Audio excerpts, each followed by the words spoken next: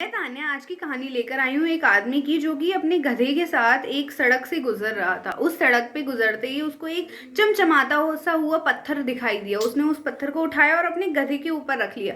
वो कुछ दूर चला ही था कि उतने में एक सुनार की दुकान रास्ते में पड़ी। उस सुनार ने देखा कि इस गधे के ऊपर ये क्या चमक रहा है। जैसे ही वो बाहर निकल के आया और उसने उस आदमी से वो पत्थर मांगा कि ये क्या है तुम्हारे पास, मुझे जरा दिखाओगे। तो वो आदमी उस पत्थर को उसे दिखा देता है और कहता है कि मुझे ये पत्थर तुम 1 रुपए में दे दो। तो वो आदमी कहता है कि नहीं, मैं इस पत्थर को लेकर अब तक 2 किलोमीटर चल चुका हूँ, तो मुझे कम से कम 2 रुपए तो चाहिए इस पत्थर के। लेकिन वो आदमी इनकार कर देता है। वो कहता है कि नहीं, मुझे 1 रुपए ही देने हैं। उस सुनार को पता होता है कि वो पत्थर नहीं, हीरा है। उसकी कीमत 1 रुपए नहीं, ये 100 रुपए है। लेकिन फिर भी वो उस हीरे को नहीं लेता, वो उस हीरे को जाने देता है। वो आदमी अपने गधे के साथ थोड़ी सी दूर और चलता है और फिर उस सुनार को ये रियलाइज होता है कि उसने वो हीरा तो बहुत महंगा था। अगर वो चाहता तो उसे 1 रुपए में भी खरीद कर उसको बहुत फायदा हो रहा था। तो वो भागते भागते उस आदमी के पास पहुंचता है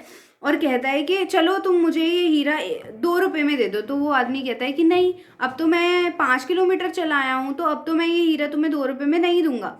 तो वो कहता है कि चलो ठीक है, इसको मुझे 5 रुपए में दे दो।